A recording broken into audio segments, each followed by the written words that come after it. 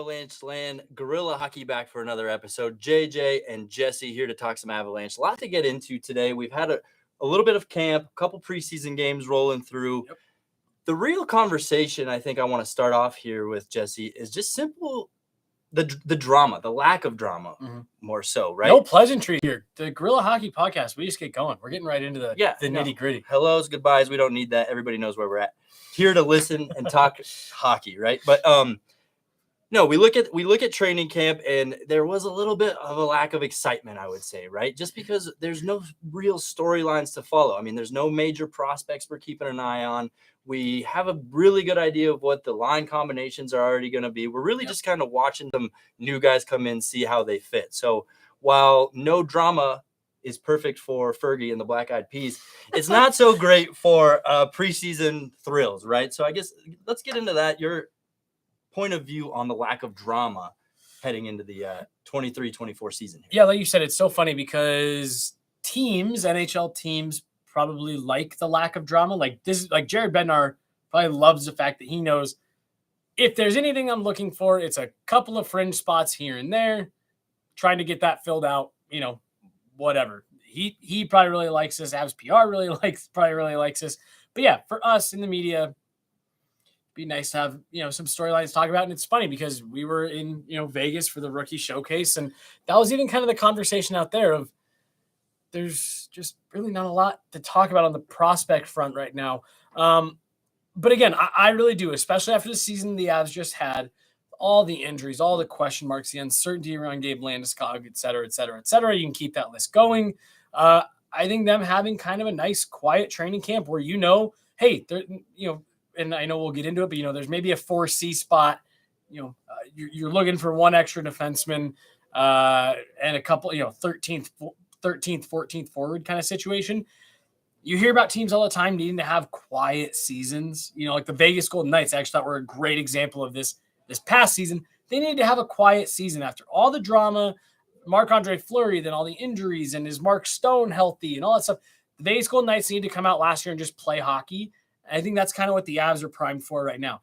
We can just show up, stick to what we know, stick to what we're doing, and it's going to get us, we're going to be in a good position to get where we want to go. And again, I'm not going to jump too far ahead because I know you got stuff in between now and then, but I definitely think that even what you've seen out of a couple of these new guys just over the weekend, you're feeling even more kind of confident, calm that we're just going to be able to play. Well, I guess, yeah, even looking back, they've dealt with their handful of drama throughout the years, especially looking at last year, right, and all the injuries. And if you really take a step back, those injuries are still kind of lingering. So maybe we're just so used to having 4 or 5 guys on the injured list that now we've labeled it as having no drama. But I guess there's still plenty of those to keep an eye on. It's a great point. Cale Makar still hasn't skated with the group. He did skate this morning ahead of guys getting on the ice, so it was just him. But it is a good point that, Pavel Francouz, Cale Makar, Josh Manson, we're pretty sure he's going to be good to go by opening night, but still not guaranteed. Andrew Cogliano still out there in a red jersey. So that's a funny point you make. So we sat here and talked about there's really no drama. And then I just listed 5 very much regulars that have question marks around their availability. So like you said, maybe it is just we've gotten a little bit too used to this, but I do. I think if this is the worst that you've got to deal with out of the start is making sure these guys are healthy, I think there's probably 20 other NHL teams that would take that over trying to figure out how do we fill out our middle 6.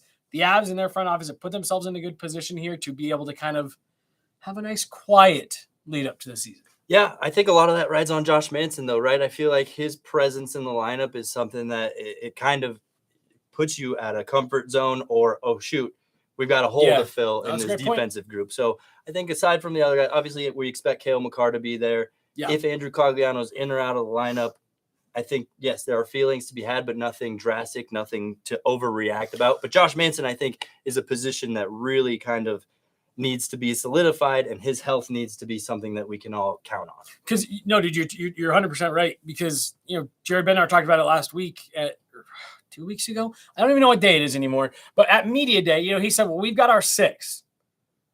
So they've got 6. That's 3 pairs. They already you need to figure out who's in that 7 spot. If that's, a young guy, if that's Jack Johnson, because a guy like Sam Malinsky beat him. However that is, you're right. They've got to find a seventh. If you're without Josh Manson, now you got to find two. Now you got to solidify your top six defensemen and find that extra. So no, it's a good call out that a lot of this really does kind of hinge on a lot of what we're talking about in terms of like the nice kind of quiet lead into the season. The stability of the defensive group rides on Josh Manson right now. Yeah. No, right? I think we can expect 100%. Cale Makar to be in and out of lineup a couple times in the year because that's just kind of who he's proven to be. Mm-hmm. I mean, we'll cut him some slack there, but I think if you have Josh Manson shored up, because even Jared Bednar alluded to it a couple practices, training camps ago. Again, I'm not even sure. We've heard a lot from Jared Bednar recently, but he even mentioned a majority of the defensive group on this team are smaller puck movers, offensive minded. When you're missing that defensive guy, the Josh Manson, Jack Johnson, the list kind of ends right there. Yeah. There's holes. Obviously, Cale and Devon Taves, are really solid in their own end. Bowen Byram and Sam Girard, I think, are better in their own end than they get credit for. But you're right, because I asked, Jared about that the other day with regards to Jack Johnson. What are you guys looking for him to bring? And he said exactly what you just laid out. He brings something different than what we have.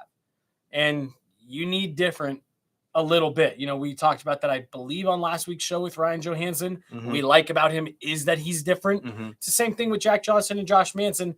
Those are two guys that, will kill penalties, block shots, heavy in the corners.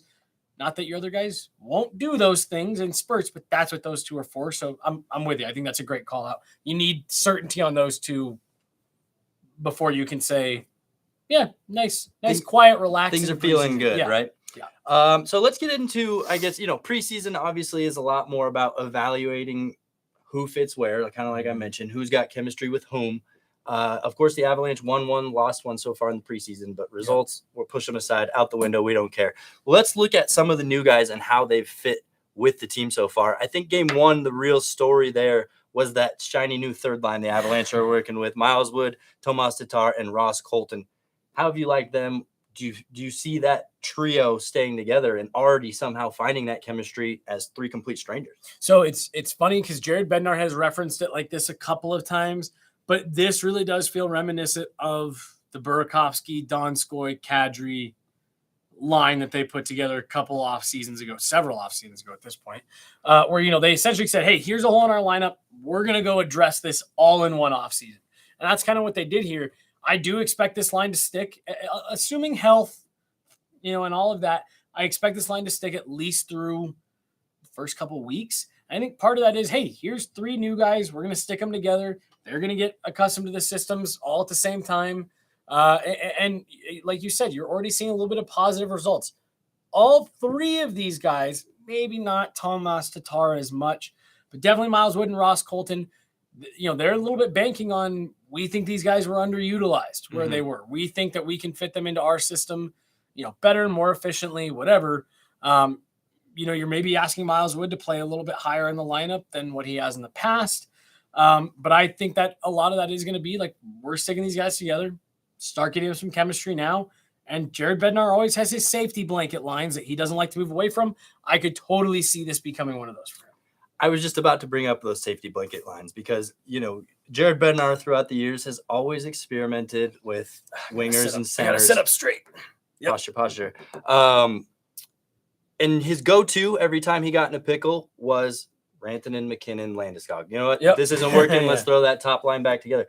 Well, now with no Landeskog, that blanket line kind of feels more like Lehkonen, Rantanen, and McKinnon. So if his current line combinations fail, I can see him going back to that line on the top. And I think you really got to figure out something with that second line. So what I'm trying to say here in short is these line combinations really ride on what that second line does. Because I still think that's where the question marks lie.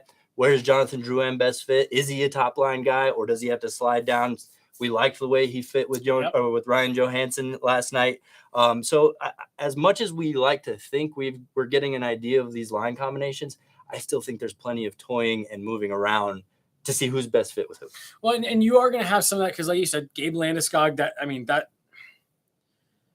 I really like the Avs top nine going into the season. I think they did a really good job. But like, you're crazy if you don't think that the Gabe Landeskog thing is It's a huge hole. Mhm. You're not going to replace Gabe Landeskog on the open market. You're not going to replace him through a trade, especially with not knowing how he's going. So you're right. That second line, what's funny is I think you have some interesting combinations you could try there, but that involves splitting up Mikko Rantanen and Nathan McKinnon. That involves maybe moving Drouin away from McKinnon, which I know a lot of people, myself included, want to see with that. Like, I mean, we've been teased with it for so long. It's like, it almost feels like we deserve to see what this looks like at the NHL level.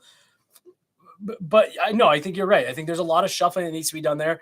I like the idea of putting Drouin. AJ Hafley from DNVR, good friend of ours, used to talk about this. Keep guys in pairs. I heard Petey from he works down in Arizona, worked for the Arizona Coyotes for a long time. Steve Peters, he talked about that. Coaches like to do that. Find your pairs, right? I think to start the season, the Avs should be pairing McKinnon and Drouin, Rantanen and Johansson, Lehkonen. I don't know. I'm just throwing names out here. You know what I mean? But you got to find these combinations, and then maybe cycle on that one wing. Where you're kind of seeing who else works there. But they got to get some stability in some of these lines because I don't like the crazy blending. If you're doing it over the course of a game or two, because you got some injuries, you're trying to find what works, whatever, I'm fine with that.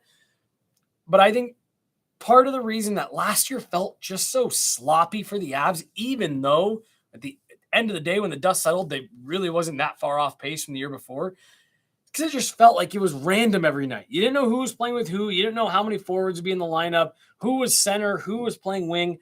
I'd like to see them find some stability in some of these combinations and use preseason to do that because you do have a lot of new faces. And I guess kind of like we were talking about, Josh Manson kind of carries a lot of the weight for, your comfort level of the defensive group. Yep. Jonathan Drouin, I think we could place that same level in the offense, right? I think a big reason we all want to see Jonathan Drouin on that first line is because that tells you that move succeeded. Yeah. That he is living up to what you brought him in here to do, maybe even exceeding that a little bit, and he's working with Nathan McKinnon. The second he starts to slide down, I think you really start to question some of the offseason moves. Who's going to go fill that hole now? And then how do you make the second line work with a kind of a ragtag group of people? Yeah. That's the challenge here, is really every line as it sits right now has at least one new guy on it. Yes. So you really and I guess I shouldn't even say it for the fourth line because you could end up with Kivi Ranta, Olausen. We'll get into that later. Olafson, whoever, So I think there's plenty of movement and experimentation still to be had. Yeah. But I think we're feeling decent about what we've seen so far. And it's not just Drouin too. I do think that Ryan Johansson is a pretty big linchpin in all this, because if suddenly that's not working at 2C, you're right back to having that hole down the middle. How do you fix that? Who slides in there? Do you have to try to work out a trade of some kind? I don't know, but I'm with you. I think Drouin and Johansson, again, it feels a lot like Burakovsky, Kadri, Donskoy. These were guys that, hey, we need you to be second-line players. Everyone felt pretty good about Kadri. You could check that one off, but it was a pretty big question mark between Donskoy and Burakovsky. I kind of feel the same way. You're going to have one of Lehkonen, Nichushkin, or Rantanen on that second line, and some one of them, right? So check. That's a top 6 player. What's happening with Ryan Johansson? What's happening with Jonathan Drouin? That's because if those guys hit, you have a great top 6. If they don't, you got a first line and then a handful of third lines. Well, and if yesterday's preseason game against Vegas was any indication, Johansson and Drouin might be a perfectly good pairing to throw out there together, because we did see a lot of nice chemistry with them, particularly on the power play. So just get into Drouin and Johansson from what we saw in the second game of the preseason. No, it's you and I talked about it earlier in the week at Family Sports. I guess last week at Family Sports. Those two, they seemed like they were connecting. Nathan McKinnon went back to Halifax to have his jersey retired, so that led to some lines being jumbled at training camp. And Drouin and Johansson ended up being put together on a line, and they connected several times on nice plays too. Not like, that puck bounced around 5 times and Drouin ended up whacking in. Nice plays, no looks, touch passes. There was one in particular where Johansson, pulled it to his backhand, held it, then tapped it right across, easy, put back for Jonathan Drouin. They seemed that they were finding each other. Then they connect last night on a power play bumper. Jonathan Drouin moving the puck into the bumper spot. I asked Drouin about it after the game. He said, we think the game similarly. Now we asked Johansson about it, and dude, he was raving about this guy's hockey IQ, gushing about his vision, Jonathan Drouin's vision on the ice, his hockey IQ, his ability to pass and find seams. And so that is what makes me really excited about Drouin. I know everyone always likes to, he's playing with better players than he ever has, but like really that is exciting upside.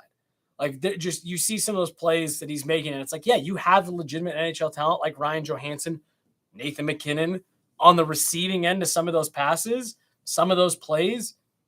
Like it could be a big year for Jonathan Drouin if he's playing like we've seen the last 3, 4, 5 days at camp. Also, fantastic guy in the room. Got to throw that out there. He's what a beauty. Rapidly becoming one of my favorite interviews in the room. Always willing to talk. Always super friendly. Nice and thorough with his answers, right? Not thoughtful. Just giving you an answer, but giving you the answer that you asked. Right? Yeah. Well, and it was so funny because, and again, it's preseason and all that stuff, but I went up and talked to him last night after the game. Super friendly, good chat, all that stuff. And I walked away. He goes, "Is that it?" Like, just coming from Montreal, he was like, "Oh man, this is awesome." But no, I think he's in a good spot, mentally, just talking to him. He seems like he's charged up, excited to be here. And if he can tap into that and start leaning into some of that skill, we saw it on display last night. I think this could end up being a really good fit for Drouin. Just needed a yin to his yang, right? I mean, he's the playmaker, needs somebody there to finish it. I mean, Nathan McKinnon sounds like a great candidate, and so does Ryan Johansson, because Ryan Johansson's just a shooter. Right. Mikko Rantanen as well. Like this really is, you talk about putting players in positions to be successful. I think that's what I think they're going to give Jonathan Drouin every opportunity to be successful, and this is a really good fit for him. That's why we've talked about it for the last 3-4 years. This is a great fit for Drouin.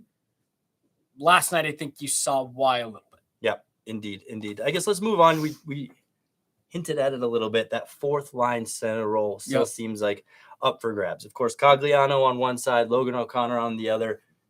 Those guys are short up. That's a safety blanket line for Jared too.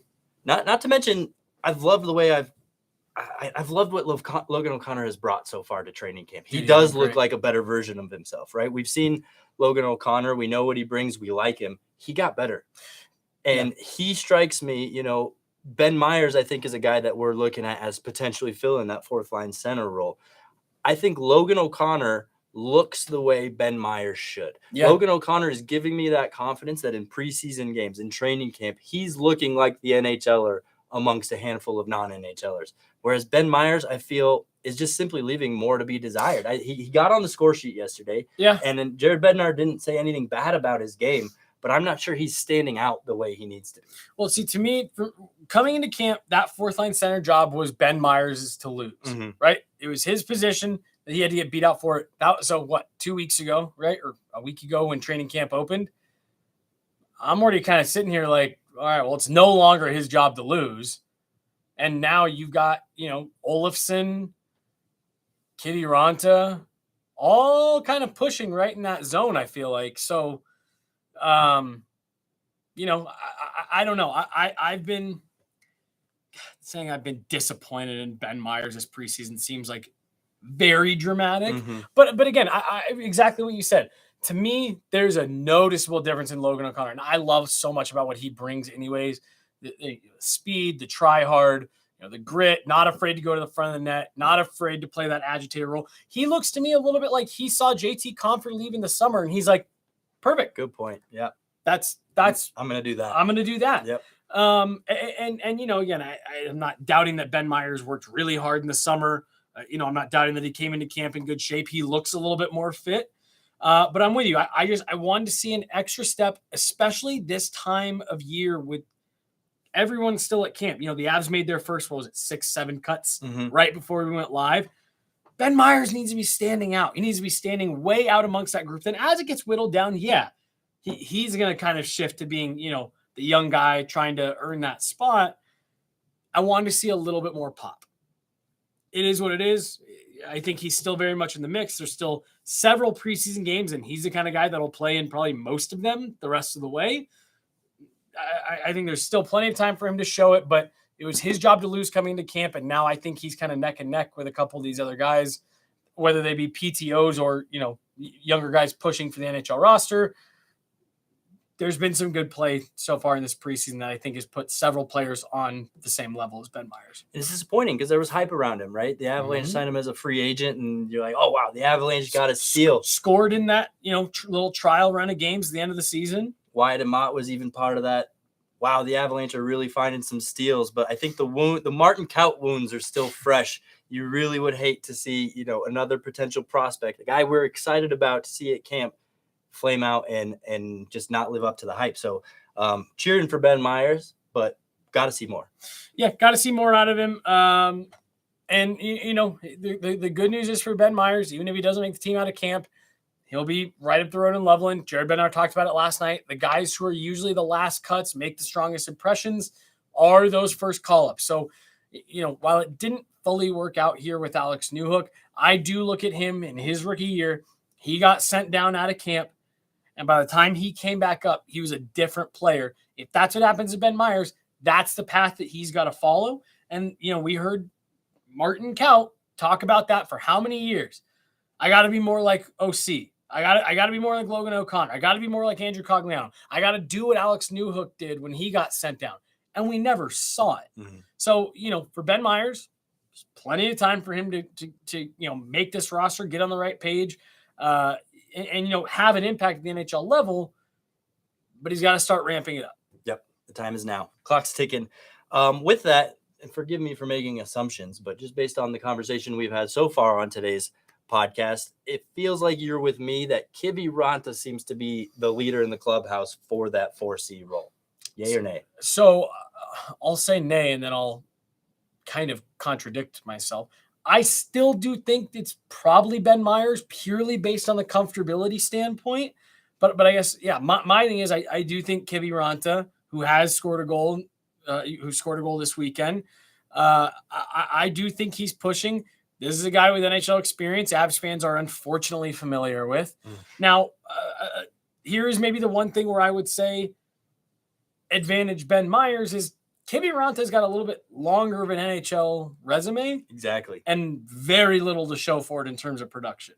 So that's why, I see what you're saying. Yeah. That's why I say, despite everything I just said about Ben Meyers, kind of being his job to lose and now in the pack with everyone else, I still give him the slight edge. As we were just talking about, if there's one thing that Jared Bednar loves, it's knowing what he's going to get. And I think if all things are equal, the tie is going to go to a guy like Ben Meyers because he's been in the system. Jared Bednar's had a better look at him, a longer look at him.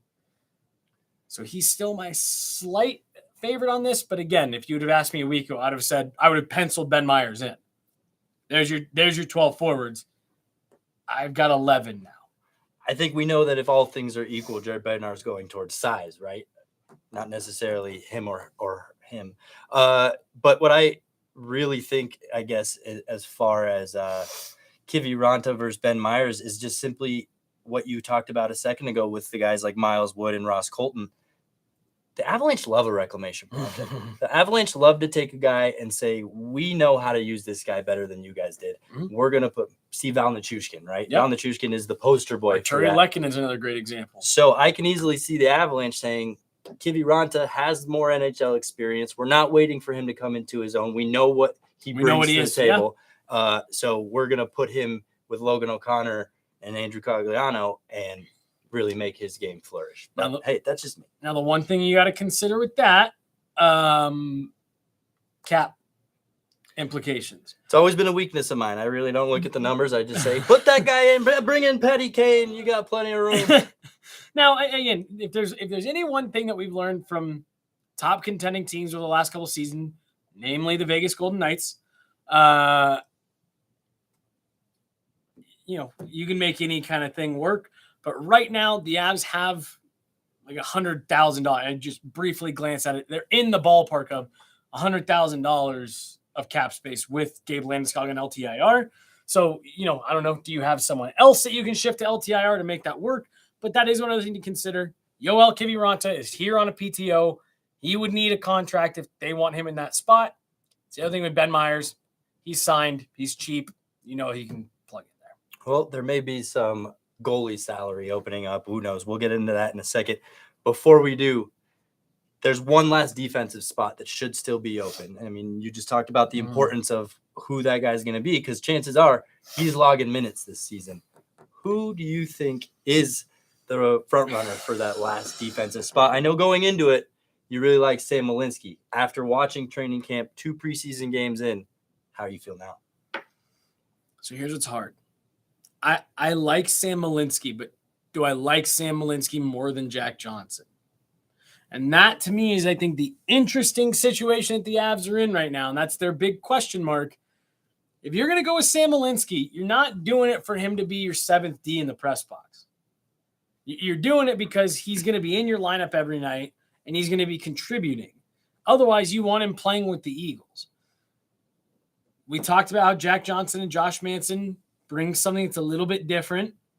Sam Malinsky, while I like him, and I think it's part of what the Avs like about him, he's a little samey as Devon Taves, Cale McCarr, Sam Girard, Bowen Byram. I also like Jeremy Hansel. But again, are you going to put a kid in the press box in favor of Jack Johnson, Josh Manson? I just don't know. So they're not using Curtis McDermott on D this year, because that would be the easy answer, right? Mm-hmm. It's Curtis McDermott is your 7th D. He's playing it forward. Scored a goal last night. He stood out to you several times. So I think the Avs are liking that. This is the worst answer that you can give on television podcast. I don't know. So I look at it and I'm saying the players that are standing out for me that would be in that spot are young guys that you want playing. I hear you. Yeah, you don't want them just rotting in the press box and not getting the experience.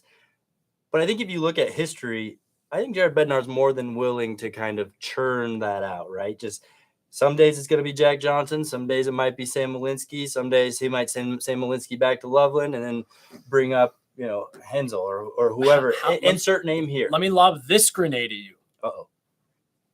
Forget a 4C. Do you go 11-7? Come out of the gate 11-7? Personally, I've always hated that strategy, but I know Jared Bednar is a fan of it. I don't know. I just like even. I like keeping it even. I like even numbers. 4 lines of 3 and three pairings of 2. So I don't know. I know Jared Bednar is a big fan of using 11-7. He's never shied away from it. Yeah. So if he sees that's best fit and his best 20 guys just happen to be 11 forwards and 7D, then he's absolutely going to go with it. So I guess to just answer the question of who's the front runner, in Jared we trust, right? Yeah. Let's just allow Jared Bednar to do his job, assess the talent, and really put the right names in place. If there's one thing that this group has shown in the last 5 years, we'll say, in the Jared Bednar era, trust their pro scouting, trust the management, trust Jared Bednar. Mm-hmm. I think they've earned that. You know what I mean? And so I think that they're taking their time with cuts. Historically, we would have already seen, by last night at the latest, we would have seen a large amount of cuts. Is that because guys are making it hard on Jared Bednar? Like, is it really a tight competition that he's having a hard time picking who stands out from a negative standpoint? I think it's 2 things. I think it's 1, that a little bit, and 2, they have their first preseason game on the road on Thursday. Historically, not a lot of vets like going to that one. So that's not to be a knock on any of the guys that are still around, but that's the sense that I get. We need bodies. Yeah, we need bodies for this first one. And I do think that there is a little bit of that. The 2 names, Malinsky and Hansel, I think they're making it hard. And I think that's what you want, regardless if they make the roster or not. You want guys who are making you think twice. Obviously, the forward group, too, is making it difficult on Jared Bednar. Mm-hmm. Not an easy decision to make up for that, to the depth spot. So that leads us nicely into the back end and the goaltending. Pavel Francouz is really the biggest conversation to be had around them. I know we've talked about Justus Annunen, and I mentioned after last night's preseason matchup that we need more time. We need to keep seeing what Justus Annunen looks like. He hasn't really been tested to enough to really assess what he's got. But Pavel Francouz, I don't think we've talked about enough. I mean, no timeline on his return, not really any details on the injury itself. Yep. Aside from, probably tweaking the surgeries he had during the offseason. What do you take away? How are you feeling about Pavel Francouz right now and his injuries? Also, I've noticed I say Francouz, you say Francouz. Jared Bednar says Francouz. Yeah, I know. I said that, and I was like, I thought we already settled on a soft C there. Dude, he said that the other day because I think it was me. I think I asked him. Francouz. And I said, Frankie. I said, oh, it was Frankie. He was, what, Francouz? What other Frankie? What other Frankie? Well, and yeah, so like you said, when he said that, I couldn't even I didn't even hear the rest of his answer. I was just so stuck on Francouz. Yeah. So that's still up in the air. Yeah. So all in all, don't know. Man, it's so tough because I think we talked about him last week that I always felt like he was getting an unfair shake those first few years. Really hasn't had that many injury problems, 2 freak injuries back to back. Now we're in this room here where it's like, okay, what do you do? Right? So he can't go to start the season. So you're going Jussi Onanen, Alexander Georgiev. The organization is high on Onanen, and there's been a lot of talk of well, he's got upside to be an NHL goaltender. So, okay, good on that. You're going to get that look. You're going to get that free look. Then what do you do? Let's say he comes in and he's playing really well. He's really filling that backup role well. Well, if and when Pavel Francouz gets healthy, is it his job? Is it now a competition? Do you cap dump him to try to make some room? We were just talking, you need room. Do you LTIR him and then try to, move on for him once he comes back? What do you do if he comes back, plays really well the rest of the season, then he needs a new deal? It's just the Avs are in a really, really interesting spot with him. I really like Pavel Francouz as a goaltender. I was told by multiple people before he signed that extension that there were a handful of teams lined up to give him a 1A, 1B type opportunity. I think he's a really good goaltender. When he's healthy, I think he helps the Avs have a top 5 1-2 tandem in the league, personally. But it has now gotten to the point where the injuries have just piled up and you're not getting games out of it. Sure. I mean, we know for a fact Pavel Francouz is more than capable of being an NHL goaltender. Jussi Onanen, everything you just threw out about him was hypotheticals. What if he comes out and steals the show? What if he suddenly surprises you? Like I mentioned, still a lot of question marks around Onanen. So because of that consistency and that familiarity that you already have with Francouz, I think you 100% do everything you can to keep him around. Look at the parade of backup goaltenders the Avalanche have rolled in here over the several years. Andrew Hammond, Keith Kincaid, Jonas Johansson. They were all terrible. So you need to have the guy that you are just confident when. You need that confident with. You need that insurance. And I don't think the goaltending position is something you want to gamble with. If Jussi Onanen leaves any sort of doubt, you got to send him back to Colorado and keep building to Loveland and keep building his game up. No, I'm with you. And it's the other thing that I do think is important that's maybe been left out a little bit here is Pavel Francouz has a great working relationship with other goaltenders that have come to this organization. He's been a backup for multiple different guys now. He's worked great with them. He's had great relationships with them. Works really well with UC Parkler, the goaltending coach. And he's a guy that accepts the role that he's in. And that is so massive on a team in the situation that the Avs are in. You need guys bought into their roles. He's bought into that role. He's not going to be problematic. Alexander Georgiev came in here last year, and the Avs threw the vote of confidence behind him. That's our number one. You didn't see Pavel Francouz complaining. Pavel Francouz pulled the chair out for him. Right. He said, please, sir, sit down. This is your spot. Yep. Let's, and so I think he's also a big cultural fit. So I'm with you. Let's get him healthy here, see where he's at, and then start to go down that road of the hypotheticals and the use Onanen and all that stuff. But you can't, if you continue with the uncertainty much longer around the health, then unfortunately you may just have to move on.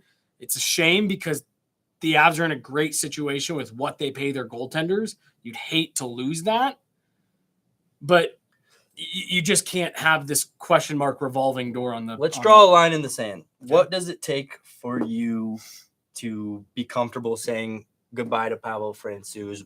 Where does he have to be for you to be like, absolutely not, he's got to stick around? Is one more injury the line?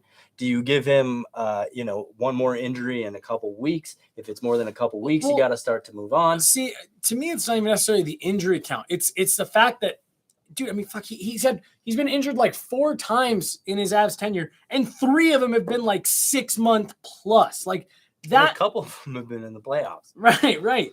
And so, like that's my thing. If he comes back and he's tweaking a thing here or there, I'm not worried about that. That's standard.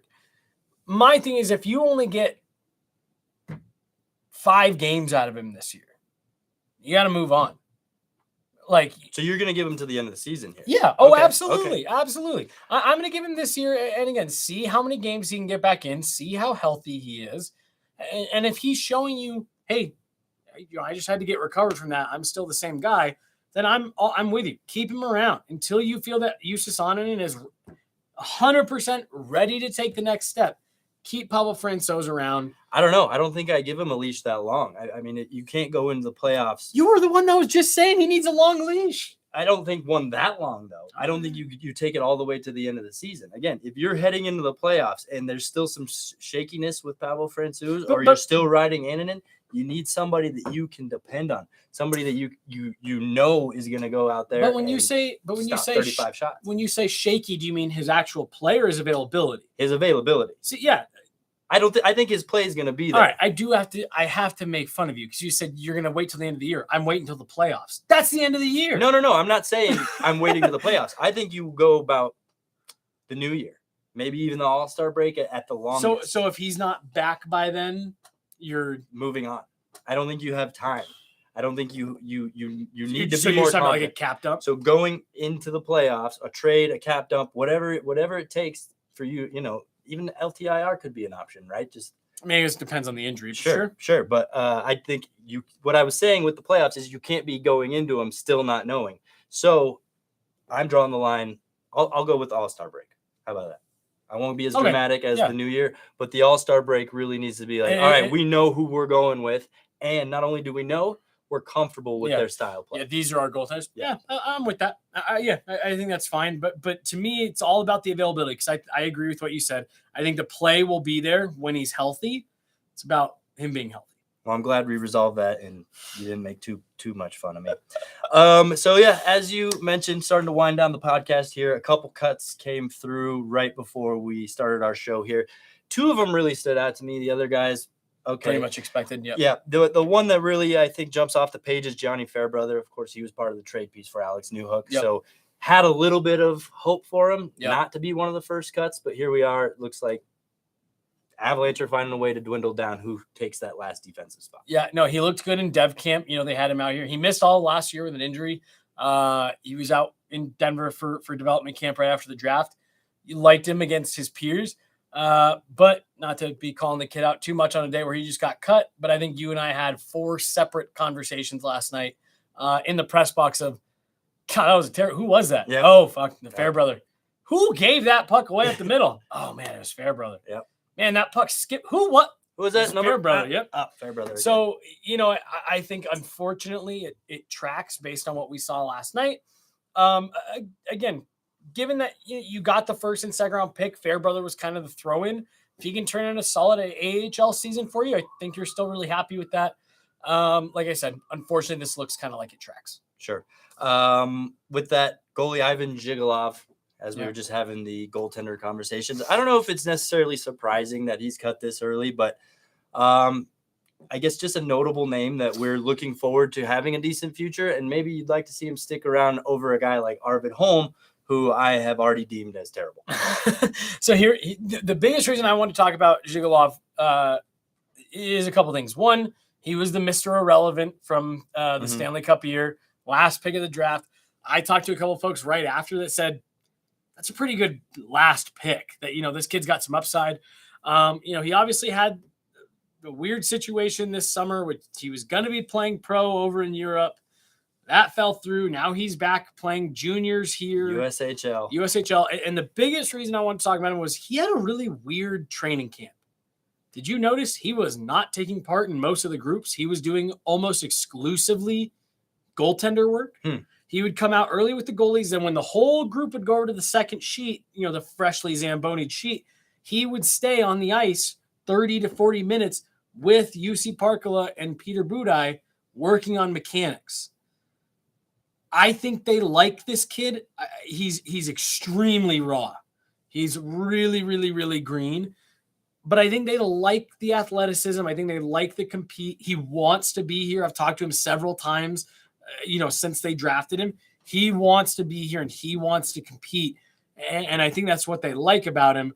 And, even though it's not ideal for him to have that, his men's pro team overseas not work out, I think the Avs like having him a little bit closer to home. And the Avalanche I feel like maybe Joe Sakic was kicking some trash cans. Chris McFarland snapped a hockey stick over his knee and said, "Can we please develop a freaking goalie? We're tired of having to look for one on the market. We got this one. Sounds like he could be a steal. Can we please get this guy to the NHL?" Right. Yeah. Let's do what we have to do. Plenty of time. If he's still age worthy of junior, he's right. He's got a ton of runway. And honestly, I liked the fact that he was, I don't know if it was up to him or not, but I liked the fact that he was putting in a lot of extra work with the goaltending coaches, because that is my one thing about him. When I watched him the first time, I said, I like this kid. He does a lot. He's toolsy. He's athletic. Yep. He's quick. He's got good size. But man, you can tell that he's just never gotten professional coaching before. And so I actually like to see that he was putting in that extra work, because I want to see him back here a year from now and say, whoa, that's a goaltender that's taking a step. Because like you said, they need to develop one. Annunen, maybe the best that they have. He's the most hopeful one of actually turning it out. But we remember Adam Werner, Spencer Martin. Man, the list is a long one of goalies that haven't made it. And not only that haven't made it, but that you thought were going to be like, here we go. Here's a starter. No sale.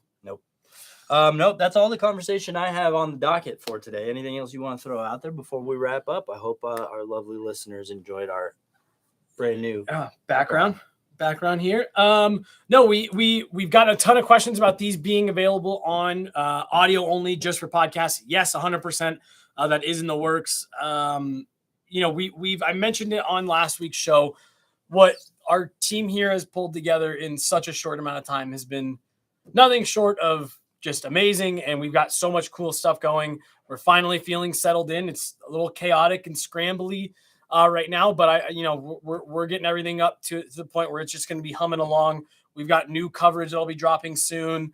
So we've got a lot of really exciting things. So bear with us just a little bit here as we're getting off the runway, but no, these will absolutely be available. This episode should be available audio only on your preferred platforms here in the coming days.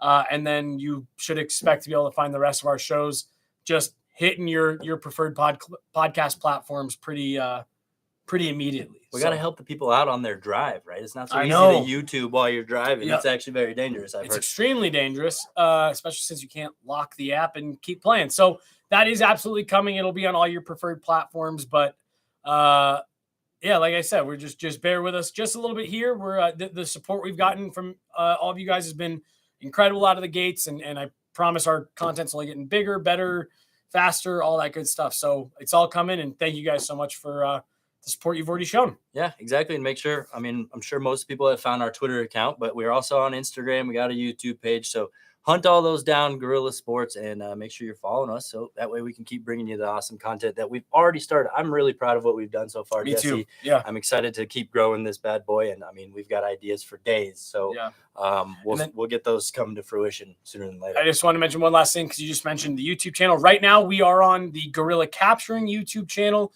which is our parent company.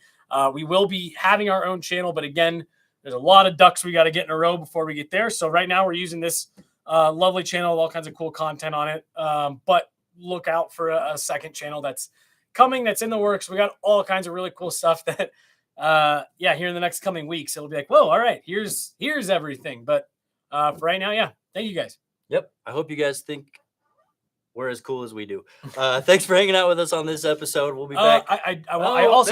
Jesse, you just take us out. I got to give a big shout out to Mark, our producer, Mark. Super Mark. Dude, pulled everything together. I mean, he was running around like crazy to get this pulled together, to get everything up. We got new equipment showing up at the door daily, and he's back there plugging all the wires and stuff. So I got to show a ton of love to our guy, Mark, making sure that this can all happen. And I'm done interrupting you, I promise. You sure? Thanks for hanging out with us here at Guerilla Sports. It's Guerilla Hockey with JJ and Jesse. We'll see you next time.